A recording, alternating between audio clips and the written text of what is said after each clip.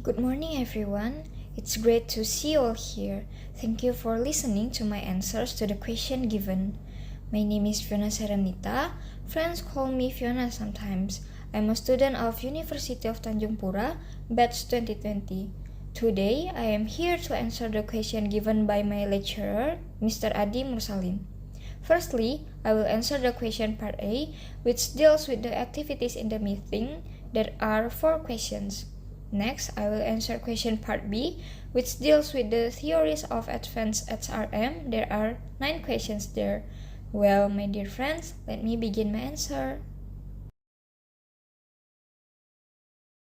Yes, I'm active in attending the class of advanced HRM, both for the online and offline class. I do engage in the discussion handled by my friends.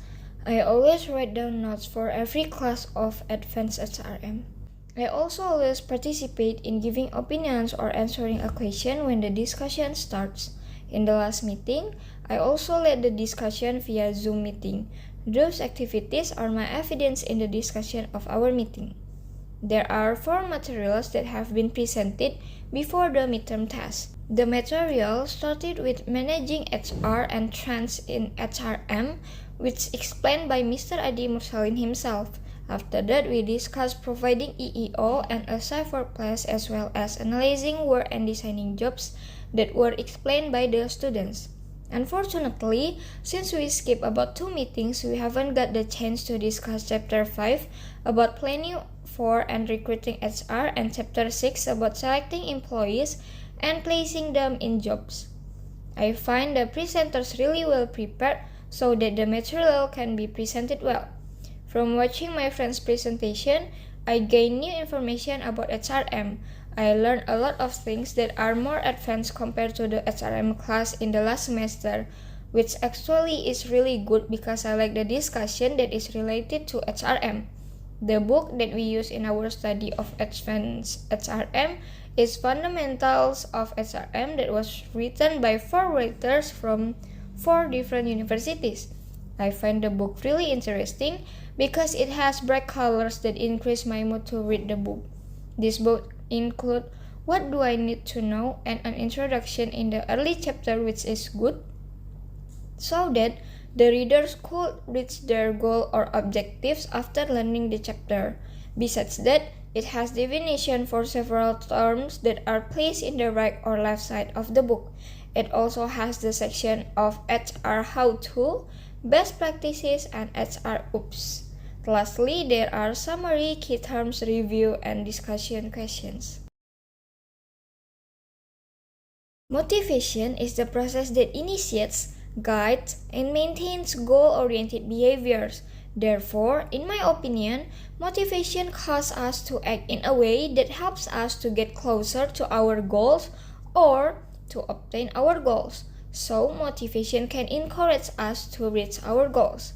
The 3 branches of government that regulate HRM are: first, legislative branch consists of the 2 houses of Congress that have enacted a number of laws governing HR activities. Senators and U.S. representatives generally develop these laws in response to perceived societal needs. Next, the executive branch, including the many regulatory agencies that the President oversees. It's responsible for enforcing the laws passed by Congress. Agencies do this through a variety of actions, from drawing up regulations detailing how to abide by the laws to filing suit against alleged violators. Some federal agencies involved in regulating human resource management include the Equal Employment Opportunity Commission and the Occupational Safety and Health Administration. And some executive orders regulate the activities of organizations that have contracts with the federal government. Lastly, the judicial branch. The federal court system influences employment law by interpreting the law and holding trials concerning violations of the law. The U.S. Supreme Court, at the head of the judicial branch, is the court of final appeal. Employers can promote worker safety and health by providing employee training to cut down or eliminate workplace injuries. Employers also need to educate the employees on first aid procedure and indicate the location of first aid equipment. Employers may conduct emergency evacuation drills in which emergency procedures and policies are enforced. Employers need to ensure that the workplace follows OSHR regulations while also serving as a contact point between the workplace, OSHA, and other relevant safety committees. Employers can look to reduce employee stress by investigating the factors indicated on employee stress-related claims, and when it's determined that the stress factors are workplace-related, employees should take the appropriate action. Employers can hold screenings and workshops to help promote proactive attention to health. By making this service accessible, employees are more likely to take advantage of these opportunities. After read the case study on motivation at Xerox, I will give my answers to the questions given. In my opinion, Xerox was able to motivate its employees by creating a supportive and motivating work environment for the company. It treated the employees fairly and showed concern to the employees, as one of Mulcahy's principles was that employees needs to be motivated and interested in their work to achieve customer satisfaction.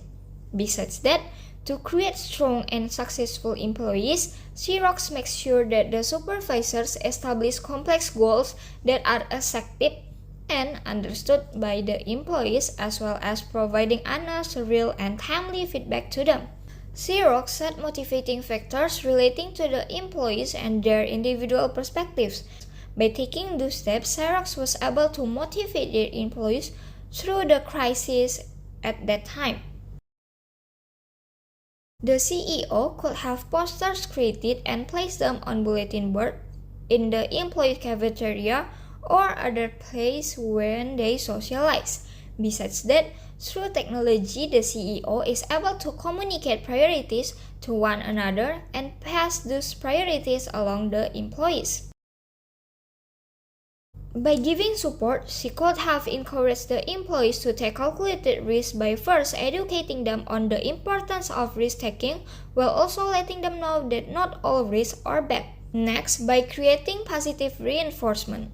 In order for an organization to attract and keep individuals for an extensive period of time, management must be well trained and have good people skills to maintain healthy relationships. Next, by providing rewards for success.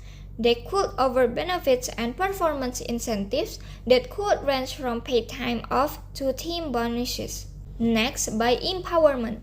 Companies could keep individuals to offer opportunities for advancement within the organization so that the employees feel a sense of importance and a part of the process necessary to maintain a successful and profitable business. In my opinion, both of them were motivated and believed that motivation can lessen the turnover. They understood the importance of motivation and kept workers motivated to do their work. They applied the techniques effectively during the crisis time, which made employees begin to feel the company's success as their own. They also began to feel secure and confident about their work, which not only enhanced their productivity, but also keep them working in the company for longer durations.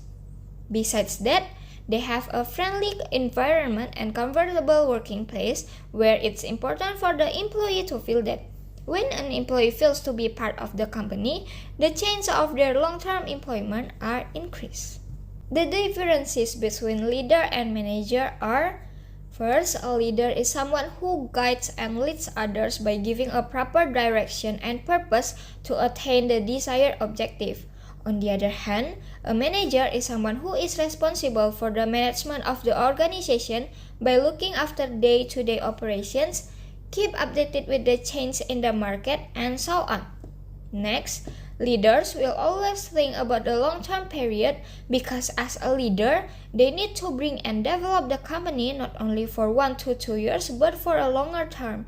Meanwhile, a manager will only think for the short-term period because they tend to focus on something that they can achieve together in that time. Next, a leader has a proactive approach since a leader is able to predict future events and takes preventive actions in advance. On the other hand, a manager has a reactive approach so that a manager will wait for the right time to take the action. For example, there is a company that deals in laptops, tablets, and personal computers. The company was founded by Mr. Adrian in the year 1995. It has multiple branches in the city, employing more than 100 workers. Each branch has a team of 20 workers led by a supervisor who supervises them in their work. Further, Mr. Ray instructs the supervisors of all the stores and also looks after the day-to-day tasks of the workers. From that example, we know that all supervisors working in the company are the leaders, while Mr. Ray is the manager. Next, we will discuss about XY theories. It is one of motivational theories. Both of theories are very different from each other and used by managers to motivate the employees. Theory X follows an authoritarian approach to motivate people. One of the key assumptions in this approach is that the average employee doesn't like the work and will do anything to avoid it. On the other hand, Theory Y follows a decentralized approach, which means that the authority is distributed among employees to keep them motivated. One of the key assumptions in this approach is that the employees take responsibility for their actions and work towards achieving the goals of the organization without much supervision.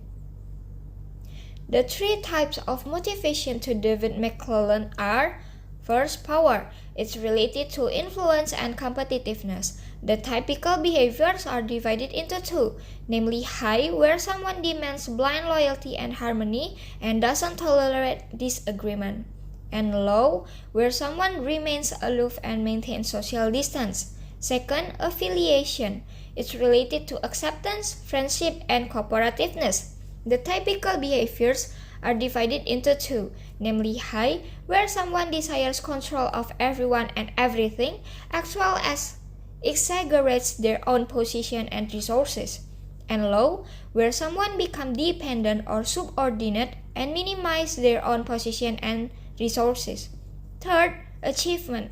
It related to personal responsibility, feedback, and moderate risk.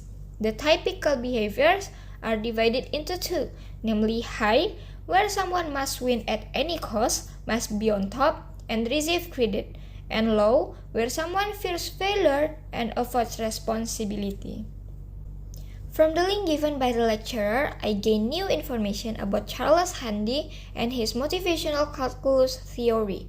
Charles Handy is an organizational and social development teacher who has written many books filled with modern ideas about work, fulfillment, globalization, and life purpose.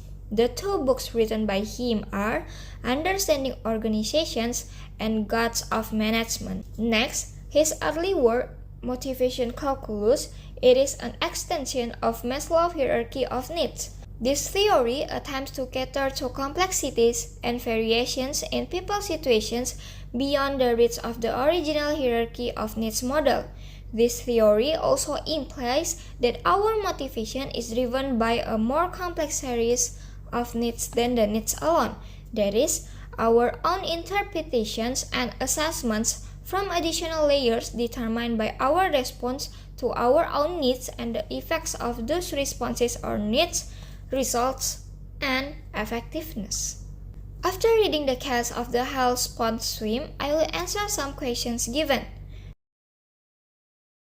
The biggest motivation factor for the protagonist and his friends to undertake the Hell Sponge Swim was its reputation for being difficult and an impossible act. First, communication. This story set out a good example on how communication was not done in the best possible manners, as they only communicated verbally, only once, and that was under the influence of alcohol too. Second, planning and preparation. They did undergo the process of planning and preparation. They took trainings, got the paperwork done for the entry, but this set an example that the time spent for the planning and preparation are important, as they did not maximize how they train and prepare for the swim. Third, capability and potential. They were very much sure of their potential, as they thought if Byron could do it, so could they. Fourth, humor and fun. There were a lot of humors and funs involved through the act from the very beginning till the end. They kept on mentioning how Steve, who was extremely fat, managed to swim, and David, foot in mouth comment to the Turkish media was a humorous moment. They also had fun after completing the race. The sluggish experience that could be fixed or changed is first how the main character and his friends are preparing for the Hellspawn swim. It is mentioned that their training doesn't give them a showing result as well as confidence boost for their upcoming act. The step of preparation is one of the most crucial factors to face the challenges or problems ahead, as it will raise the assurance of success and risk mitigation. This is shown when the main character realized that his style of swimming isn't effective and it was stopping him from moving forward efficiently, and that was caused by the way the character trained. They could have done some research about the sea current as well as how Byron faced the impossible swim. Some personal motivation and achievement can be found in the story for the character. Survival is one of the motivation that keeps the character to finish the swim no matter what, because if they give up, their life will be at stake. The main character also already set a target and wanting to accomplish the act since long ago, and just recently get a reasonable background for his act, that a club-footed civility like Byron could do it, so could they. Having clear vision of goal. Having clarity of goal, strategy, and vision helps them in achieving the target more efficiently. The character set a perfect example when our vision towards the goal is blurry, as the character has no idea on how far he already swam, thus creating doubt and fear until he heard shoutings from the boat and hills that indicated the goal was near. Never give up. Despite facing lots of hardships and struggles, they continued their act till the very end of it. Team loyalty. No one from the character's friends stepped out from the act from the beginning till the end, as they prepare and face the act with each other, showing us high loyalty between its peers. Well, my friends, that's all my answers. I hope that you can understand my answers. Please give comments and subscribe. Thank you.